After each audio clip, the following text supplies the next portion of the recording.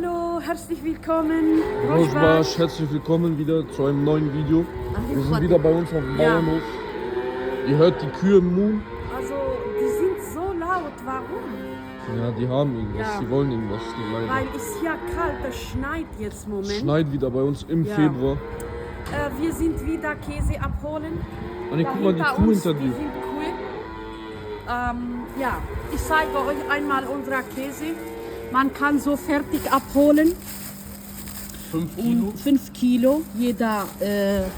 Ihr kennt ja alle unsere Käsevideos bei Ja, YouTube. genau. Also haben wir bestimmt 20 Videos also von die Käse haben wir in unserer YouTube-Kanal.